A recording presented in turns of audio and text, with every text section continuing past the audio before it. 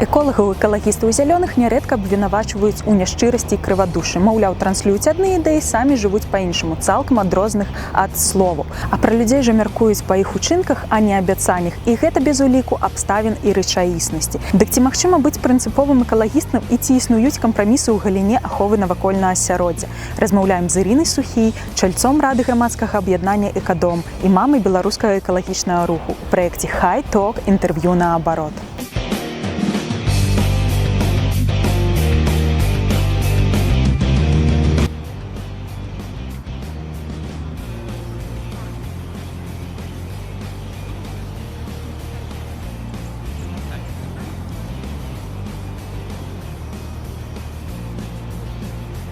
Эколагам вельмі часта даводзіцца сутыкацца з крытыкай, маўляў, што яны заклікаюць адмаўляцца ад выкапнёвага паліва, самі ездзіць на машынах, крычаць пра тое, што клімат змяняецца, але спажываюць мяса, крытыкуюць запуск БелАЭС, заклікаючы ўсіх пайсці ў пячоры да лучыны, а самі жывуць у гарадах, карыстаючыся яго дабрабытам.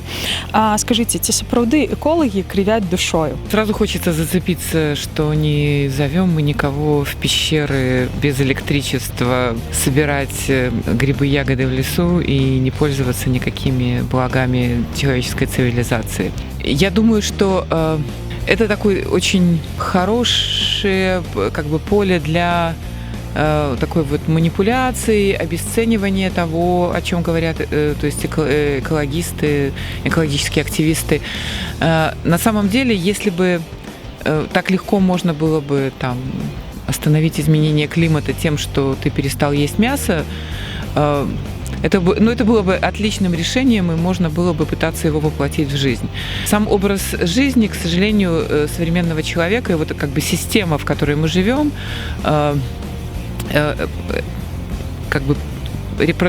повторяет вот это вот как бы колесо, которое приводит вот к этому сверхпотреблению, к изменению климата, к загрязнению окружающей среды. И если мы не будем менять систему, то от того, что экологи начнут ходить пешком, там типа из Минска в Брюссель на заседание там какой-нибудь комиссии, то есть мы точно будем проигрывать национальным корпорациям, которые будут летать на самолетах и ездить на машинах. То есть таким образом проблема, к сожалению, не решается. Конечно, важно каждому человеку самому для себя осознанно относиться к своему потреблению, но доводить это тоже до какого-то предела, я считаю, что нет смысла. А зараз увесь свет у літаральным сэнсе ашалеў ад маладой дзяўчынкі са Швецыі Грэты. Вось скажите, яна такая як бы подлетак, школьница, якая попросту написала сачыненне, аднак апошні яе выступ на саміце, генеральным саміце ООН паказаў, што як бы яна мае даволі моцную палітычную волю. Вот наколькі можна меркаваць па гэтым падлетку, што гэта воля чалавека, што падарожнічаць па свету і заклікаць да барацьбы з кліматычнымі змяненнямі, гэта сапраўды яе жаданні, ці ўсё ж гэта гульні дарослых, яшчэ пакуль што не сфарміраванай асобай. Она вышла в пятницу возле шведского парламента, и в какой-то момент это движение подхватили сначала тысячи, потом сотни тысяч, а вот в последнюю пятницу это было 4 миллиона человек, которые вышли на вот эти климатические акции. Это действительно волнует людей, и люди действительно, и молодежь действительно обеспокоена. И, возможно, если все пойдет по нарастающей, или как минимум хотя бы так же, то скоро мир изменится.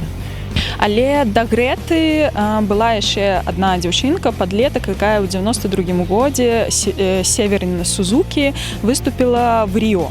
І па сутнасці яе пасыл мала чым адрозніваецца ад таго, што зараз нам кажа шведская школьніца, чаму за 27 год практычна нічога не змянілася. Я не соглашусь, что ничего не изменилось. Во-первых, Грета так покруче, пожестче выступила. А с другой стороны, 92-й год, поехали немножко назад. Сначала был доклад Римского клуба в 70 каком-то, потом был доклад норвежской премьер-министра Брутланд «Наше общее будущее», когда вот впервые, наверное, то есть после Римского клуба, вот уже на таком уровне ООН была создана комиссия, и был вот этот доклад «Наше общее будущее» в 1989 году выпущен, когда вообще, наверное, в мировом масштабе задумались о том, что происходит, куда катится цивилизация, и что мы скоро все загадим. И 92 год, саммит ООН в Рио, где принимается повестка на 21 век, где говорится о переходе на устойчивое развитие. И за эти годы на самом деле довольно много сделано, и некоторые страны вообще там отличники устойчивого развития и смогли свою экономику перестроить на более экологические рельсы. Мне, например, датчане рассказывали, что в конце 70-х Северное море было загажено довольно серьезно, и нельзя было купаться на пляжах, а когда вот в конце 80-х, в начале 90-х я туда попала, уже была чистая вода. То есть действия, которые предпринимались правительствами, то есть имели определенный эффект. Сейчас гораздо меньше выбрасывается. Наверное, еще в Китае остались эти примеры, когда все вот так вот, не очищая в окружающую среду, загаживая реки и все остальное. Если мы посмотрим на Европу, очистные сооружения, фильтры на воздух, то есть ко всему начали относиться гораздо серьезнее, и усилия делаются. Другая вещь, о чем там говорит Грета, что этого всего недостаточно.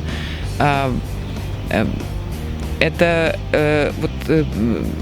устоявшаяся система принятия решений, и то есть мы перестраиваемся на устойчивое развитие, но инерция цивилизационная, когда мы вроде перестраиваемся, но мы все равно еще едем вперед, да, то есть как поезд, ты нажмешь на тормоз, ты не затормозишь немедленно. И чтобы остановиться, всерьез остановиться, нужно, сильнее жать на тормоз, подкладывать что-то под колеса . А этого не происходит. Все так довольно медленно. И, в общем, ее призыв к тому, что хватит сопли жевать. Пора как-то так, то есть нажать на тормоз до конца. Поэтому я думаю, что все не зря. И я посмотрела, например, чем сейчас занимается Северин. То есть девочка выросла, то есть у нее остались ее же идеи, принципы. Она продолжает говорить об этом, просвещать и ездить по миру, и то есть просвещать студентов, выступать на телевидении. И я думаю, что ее деятельность тоже не проходит даром. И то, что она поняла, когда была подростком, это никуда не делось. Она не стала какой-нибудь сумасшедшей истеричкой, еще что-то. То есть совершенно нормальная, взрослая, осознанная женщина, которая в соответствии с своими принципами продолжает жить и действовать. Так что я думаю, что и у Греты все будет хорошо. И, может быть, она будет следующим, не следующим, или через сколько-то генеральным секретарем ООН, или премьер-министром Швеции, или в Европарламенте. Кто его знает? Не абясцэньвайце намаганні іншых зрабіць гэты свет лепшым. Далучайцеся да экалагічнага руху і паказвайце сваім прыкладам, як гэта мусіць быць. З вами была Хрысціна Чарняўская, Александр Лібертат у праекце зялёнага партала Хай Ток, інтэрв'ю наабарот.